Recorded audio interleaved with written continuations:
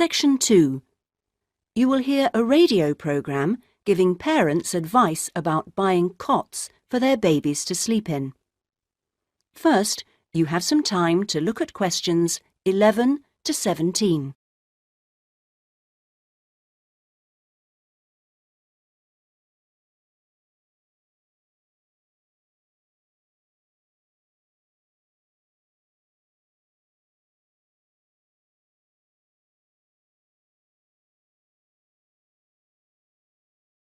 Now listen carefully and answer questions 11 to 17. Hello and welcome to today's Buyer Beware program, where we give you some tips on how to spend your money wisely. Now, in today's show, we're looking at beds for children and babies. Let's start by looking at baby cots. That's for children of up to 3 years old. We tested 3 different cots, all in the budget price range, and as usual, we will feature the good points, the problems, and our verdict. The first cot we looked at was by BabySafe, and it had several good points to recommend it. Our testers liked the fact that it had 4 wheels, so it was easy to move around. The only slight problems with this cot were that it had no brakes, but they didn't think that mattered too much. At first they were a bit concerned about the side bar because they felt babies could trap their fingers in it. But our testers felt that this was unlikely to happen, so they've given this one a verdict of satisfactory. The next cot was by Choice Cots, and this time our testers were pleased to find a cot which is simple to put together, unlike others we looked at. On the minus side, our testers did not like the fact that the side of the cot did not drop down, making it difficult to pick up newborn babies. However, the real problem with this cot was the space between the bars. Our testers found they were too wide and a baby could easily trap his head. We felt this was a real safety hazard, and so we've labelled this one dangerous, I'm afraid. Before you hear the rest of the programme, you have some time to look at questions 18 to 20.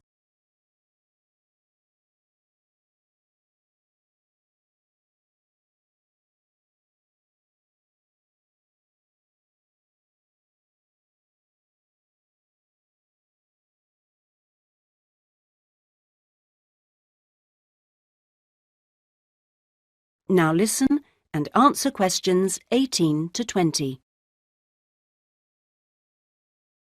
And finally, better news for the Mother's Choice cot. This cot was slightly different in that although the sidebar did not drop down, the base could be raised or lowered into 2 different positions, making it safe as well as convenient. The negatives for this one were quite minor. The only niggle everyone had was the fact that it has no wheels, and the only other problem anyone could find was that there were pictures, which were simply stuck on and so could easily become detached.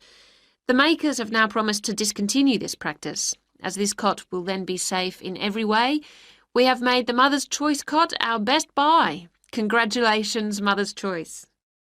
So what features should you look for in a baby's cot? Well, obviously, safety is a very important factor, as well as comfort and convenience. We recommend that if you are buying a cot, do make sure that any metal present is not rusted or bent in any way. You should ensure your cot has only rounded or smooth edging without any sharp edges. This is especially important for wooden cots. And now, on to beds for toddlers. That is the end of section 2.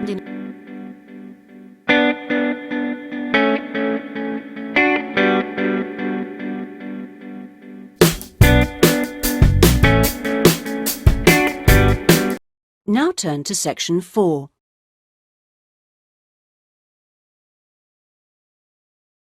Section 4. You will hear part of a lecture given by an economist about North American women's attitude to money and saving.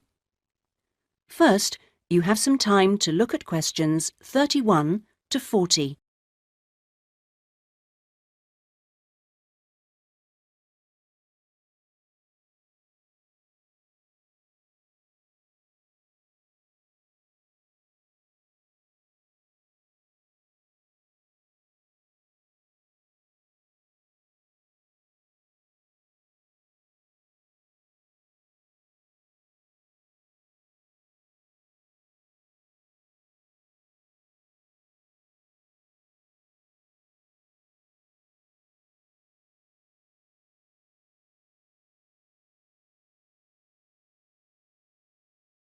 Now listen carefully and answer questions 31 to 40. Okay, so we've been looking at the attitudes of various social and cultural groups towards the management of their personal finances, how important they feel it is to save money, and what they save their money for. One aspect that we haven't yet considered is gender. So if we consider gender issues, we're basically asking whether men and women have different attitudes towards saving money, and whether they save money for different things. Back in 1928, the British writer George Bernard Shaw wrote in his Intelligent Women's Guide to Socialism and Capitalism that a man is supposed to understand politics, economics, and finance, and is therefore unwilling to accept essential instruction. He also said, a woman, having fewer pretensions, is far more willing to learn. Now, though these days people might question a lot of the assumptions contained in those statements, recent research does suggest that there are some quite fundamental differences between men and women in their attitudes to economic matters. Let's look at what men and women actually save for. Research studies of women in North America have found that women are far more likely to save for their children's education, and they are also more likely to save up in order to buy a house one day. The same studies have found that men, on the other hand, tend to save for a car, which, by the way, takes a surprisingly large amount of the household budget in North America. But the other main priority for men when saving money is their retirement. When they're earning, they're far more likely to put money aside for their old age than women are. Now, this is rather disturbing, because, in fact, the need for women to save for their old age is far greater than for men. Let's consider this for a moment.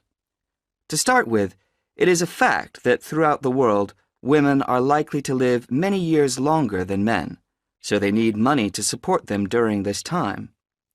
Since women are likely to be the ones left without a partner in old age, they may therefore have to pay for nursing care, because they don't have a spouse to look after them.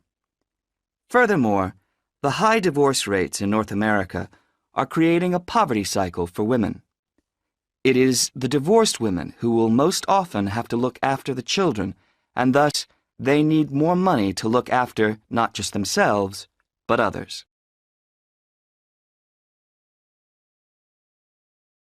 So what can be done about this situation? The population in North America is likely to contain an increasing number of elderly women. The research indicates that at present, for women, it takes a crisis to make them think about their future financial situation. But of course, this is the very worst time for anyone to make important decisions. Women today need to look ahead, think ahead, not wait until they're under pressure. Even women in their early 20s need to think about pensions, for example, and with increasing numbers of women in professional positions, there are signs that this is beginning to happen.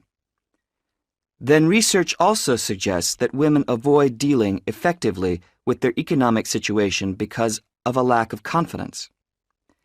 The best way for them to overcome this is by getting themselves properly informed so they are less dependent on other people's advice.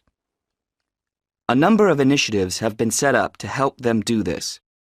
This college, for example, is one of the educational institutions which offers night classes in money management, and increasing numbers of women are enrolling on such courses. Here, they can be given advice on different ways of saving. Many women are unwilling to invest in stocks and shares, for instance, but these can be extremely profitable.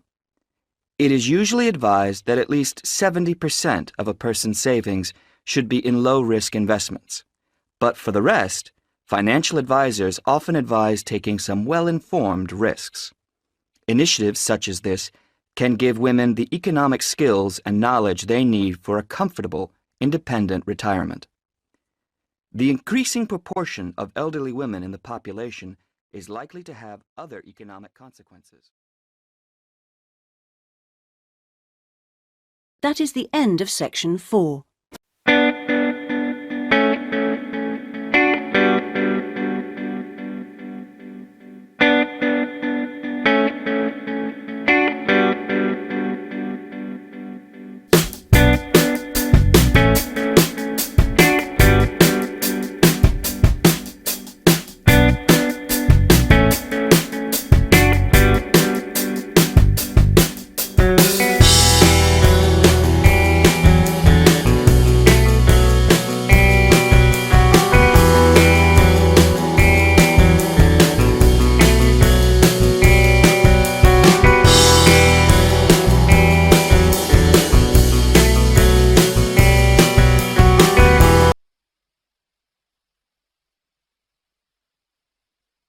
Section 2. You will hear a man called Dan Pearman talking on the radio about Pedal Power, a UK charity which sends bicycles to people in developing countries. First, you have some time to look at questions 11 to 15.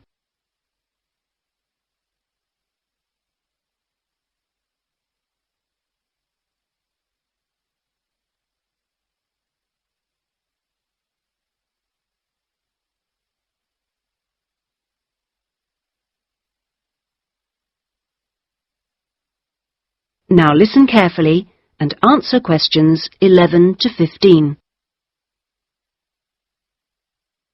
My name's Dan Pearman, and I'd like to talk about the work of Pedal Power, a small charity based mainly in the UK.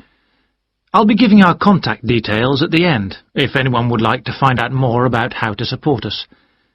But first, how the charity began. I got the idea of exporting bicycles to developing countries while I was in Ecuador. I went there in 1993, just after graduating from university. After 3 years of studying, I wanted adventure. I loved travelling, so I decided to join a voluntary organisation and was sent to Ecuador to carry out land surveys. The project came to an end after 5 years, and when I returned to the UK in 1998, I started planning Pedal Power. Where I lived in Ecuador was a very rural area. My neighbour had the only bicycle in the village, whereas everyone else walked everywhere. My neighbour's business was unusually successful, and for years I couldn't understand why. Then I realised having a bike meant he could get where he wanted to go without much trouble. Other local carpenters could only accept jobs in a 3-kilometre radius, so no matter how skilled they were, they could never do as many jobs as my neighbour. At Pedal Power, we collect second-hand bikes in the UK and send them to some of the poorest regions in the world. When we distribute bikes overseas, we don't give them away for free. We'd like to, but long-term that doesn't really help the local economy. The demand for bikes is enormous, which makes them very expensive locally. So we sell them for 5% of the normal price. But in order to continue operating, we need to have a constant supply of bikes which we send out every 6 months. One example of a town that's received bicycles from Pedal Power is Rivas. It was the first place I sent a full container of bicycles to. Most people there now own a bicycle. The local economy has developed so much you wouldn't recognize it as the same place. In fact, there are more bikes than on the streets of Amsterdam, if you've ever been there. But Pedal Power still needs your help. You may have read about some of our recent problems in the British media. In August 2000, we simply ran out of money. We had containers of bikes ready to send, but no money to pay the bills. It was a terrible situation. We managed to ensure the bikes went out on time, but the other problems carried on for several months. Before you hear the rest of the talk, you have some time to look at questions 16 to 20.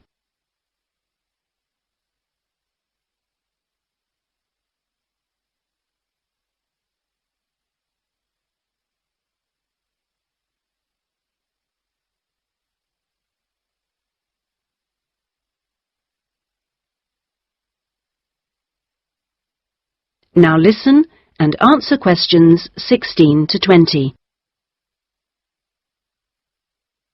Fortunately, in October 2001, we won an Enterprise Award, which helped us enormously.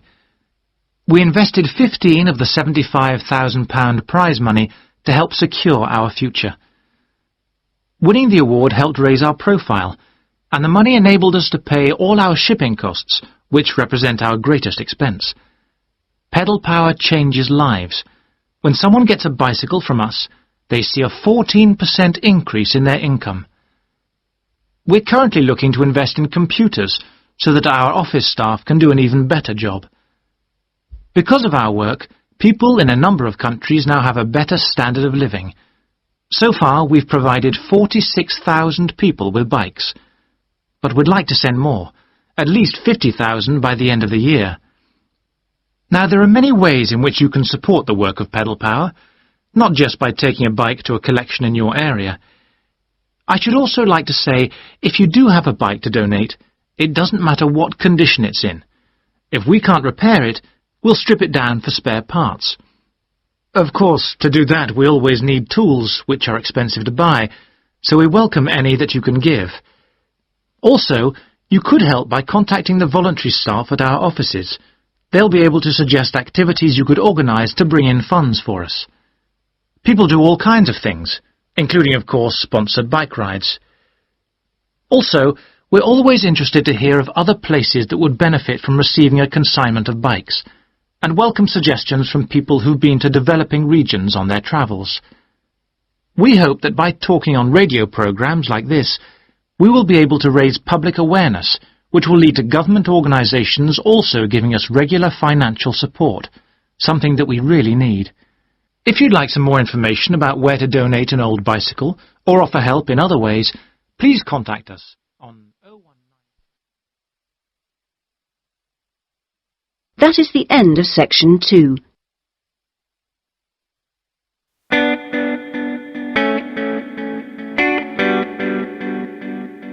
Now turn to section 4.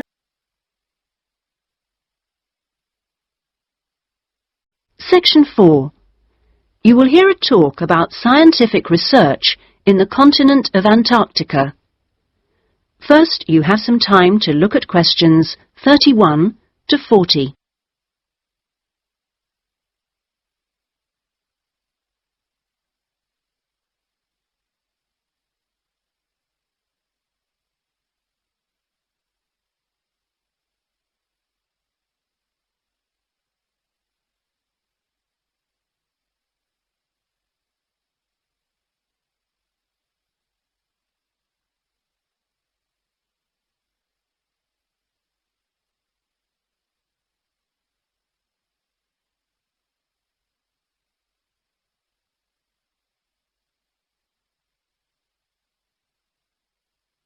Now listen carefully and answer questions 31 to 40.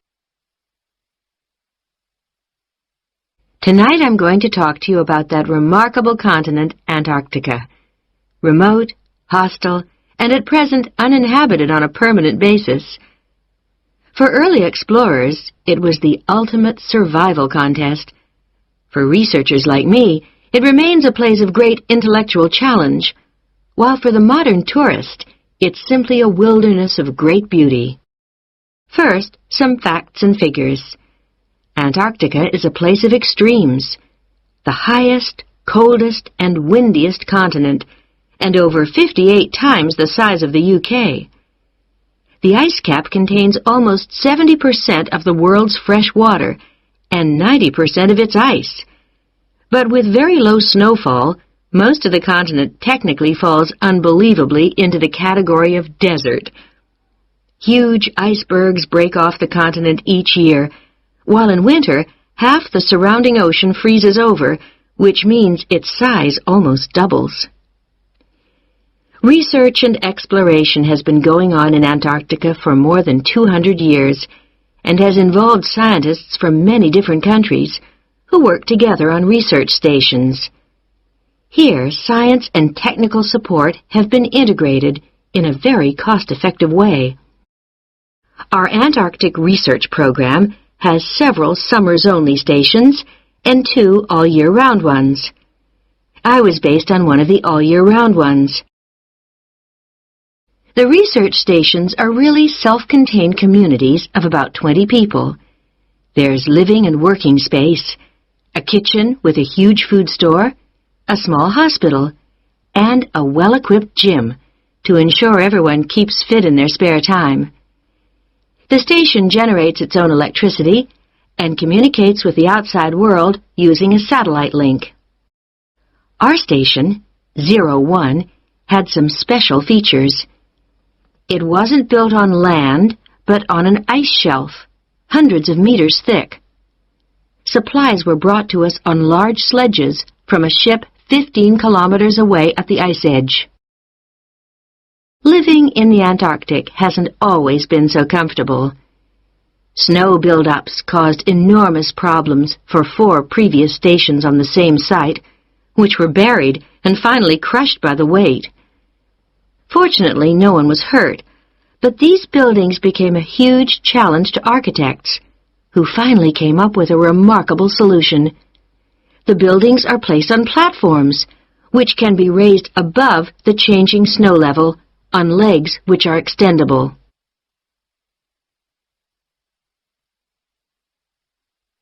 Food is one of the most important aspects of survival in a polar climate. People living there need to obtain a lot more energy from their food, both to keep warm and to undertake heavy physical work. Maybe you know that an adult in the UK will probably need about 1,700 kilocalories a day on average. Someone in Antarctica will need about 3,500, just over double. This energy is provided by foods which are high in carbohydrate and fat. Rations for field work present an additional problem. They need to provide maximum energy, but they must also be compact and light for easy transport. Special boxes are prepared, each containing enough food for one person for 20 days. You may be familiar with coffee processed by freeze-drying, which preserves the quality of the food product while making a large saving in weight. Well, this type of presentation is ideal in our situation. It wasn't available to earlier polar explorers whose diet was commonly insufficient for their health. I think that being at the cutting edge of science has a special appeal for everyone working in Antarctica, in whatever capacity. As a marine biologist, my own research was fascinating, but it's perhaps climate change research that is the most crucial field of study. Within this general field, surveying changes in the volume and stability of the ice cap is vital, since these may have profound effects on world sea levels and on ocean currents. A second important area is monitoring the size of the hole in the ozone layer above Antarctica, since this is an indicator of global ultraviolet radiation levels. Thirdly, bubbles in the ice sheet itself provide an index of pollution, because frozen inside them are samples of previous atmospheres over the past 500,000 years, and these provide us with evidence for the effects of such human activities as agriculture and industry. There are an increasing number of opportunities for young people to work for a period in Antarctica, not only as research assistants in projects like mine, but also in a wide range of junior administrative and technical positions, including vacancies for map makers. I hope that the insights I've provided will encourage you to take up these opportunities in this fascinating continent. That is the end of section 4.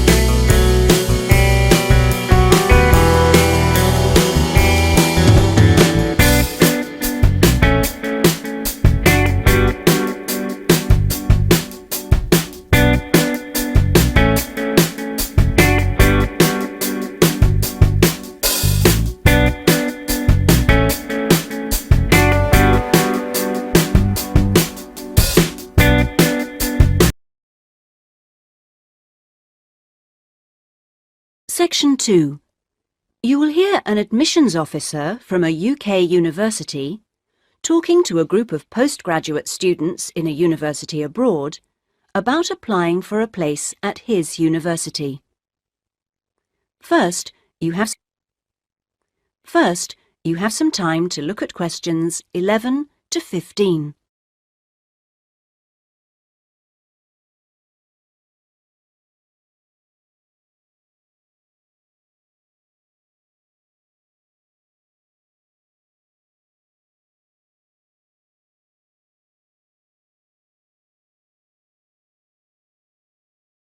Now listen carefully and answer questions 11 to 15. As I said earlier, there is, I think, at Rexford an excellent combination of physical and geographical advantages, as well as having a rural setting and still being close to central London.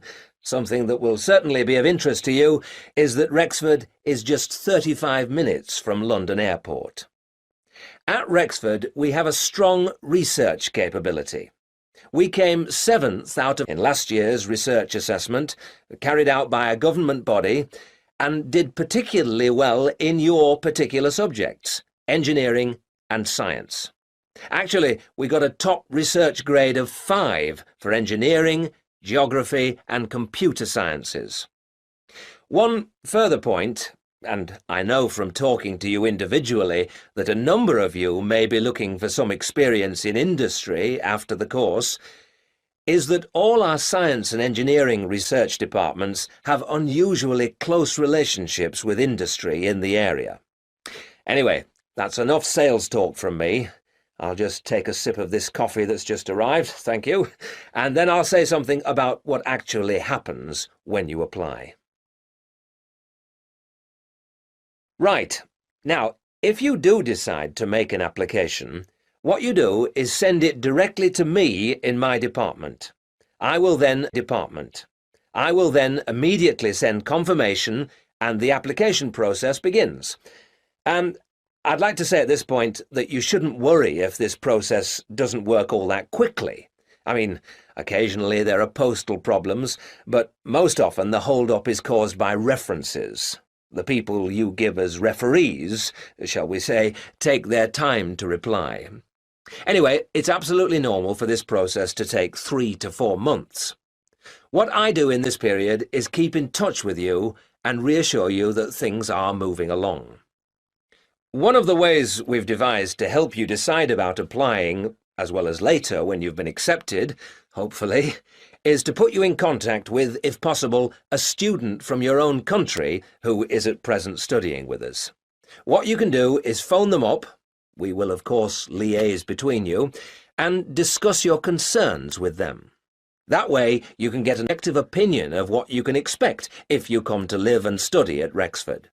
Not only the academic atmosphere, but important details like what the leisure facilities are like, and whether the English weather and food are really as awful as everybody says. No. If you decide you can face it, the contact can also help you just before you face it. The contact can also help you just before you are from this country. At the moment, I think we've got 2 second-year students and 1 postgraduate from this country. Before you hear the rest of the talk, you have some time to look at questions 16 to 20.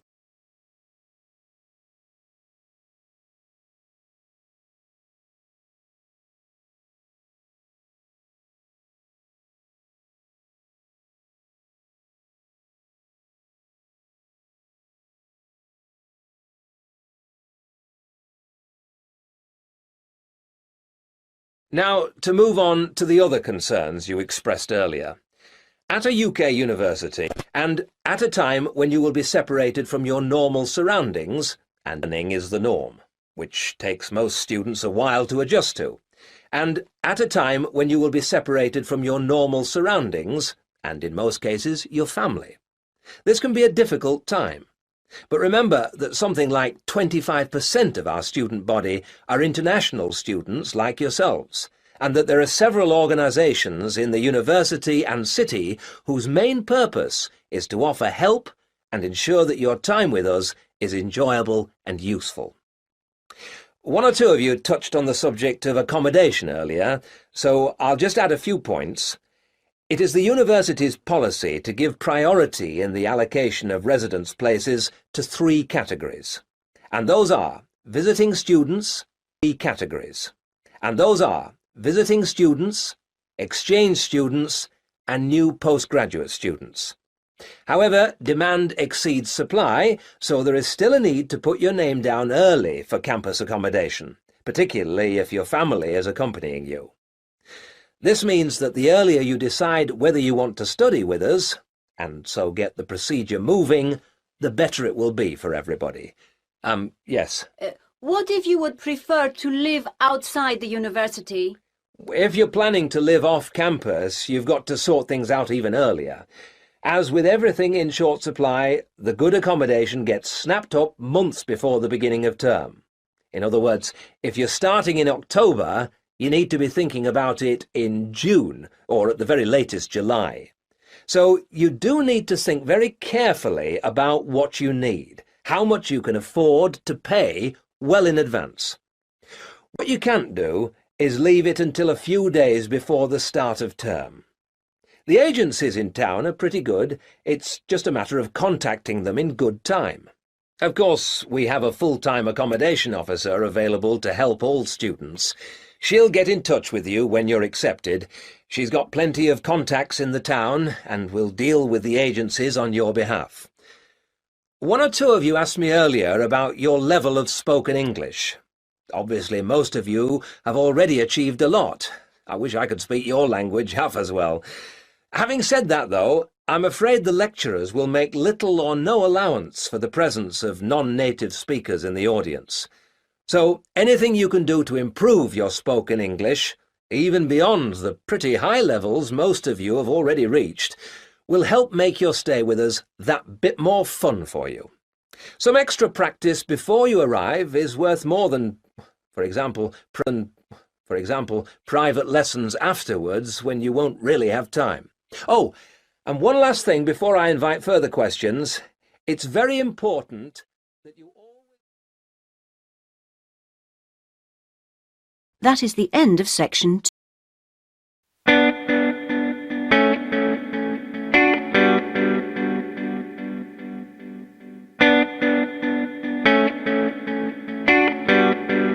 Now turn to section 4.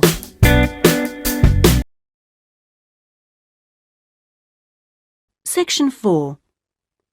You will hear a student giving a presentation about a project on household waste recycling. First, you have some time to look at questions 31 to 40.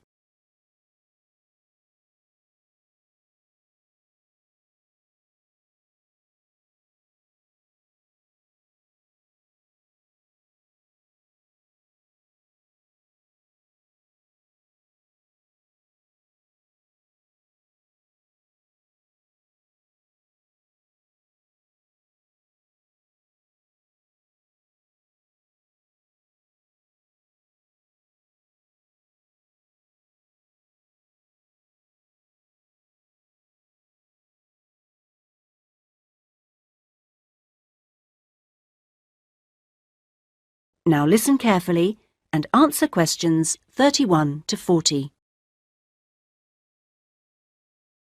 Well, my group has been doing a project on how household waste is recycled in Britain. We were quite shocked to discover that only 9% of people here in the UK make an effort to recycle their household waste. This is a lower figure than in most other European countries, and needs to increase dramatically in the next few years if the government is going to meet its recycling targets. The agreed targets for the UK mean that by 2008 we must reduce our carbon dioxide emissions by 12.5 1990. And recycling can help to achieve that goal in 2 main ways. The production of recycled glass and paper uses much less energy than producing them from virgin materials, and also recycling reduces greenhouse gas emissions from landfill sites and incineration plants. As part of our project, we carried out a survey of people in the street, and the thing that came up over and over again is that people don't think it's easy enough to recycle their waste. One problem is that there aren't enough drop-off sites. That is, the places where the public are supposed to take their waste. We also discovered that waste that's collected from householders is taken to places called bring banks for sorting and baling into loads. One problem here is taking out everything that shouldn't have been placed in the recycling containers. People put all sorts of things into bottle banks, like plastic bags and even broken umbrellas. All this has to be removed by hand. Another difficulty is that toughened glass used for cooking doesn't fully melt at the temperature required for other glass, and so that also has to be picked out by hand. Glass is easy to recycle because it can be reused over and over again without becoming weaker. 2 million tons of glass is thrown away each year. That is 7 billion bottles and jars. But only 500,000 tons of that is collected and recycled.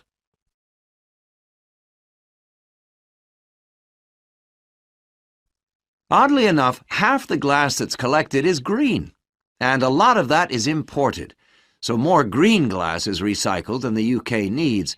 As a result, new uses are being developed for recycled green glass, for example, in fiberglass manufacture and water filtration.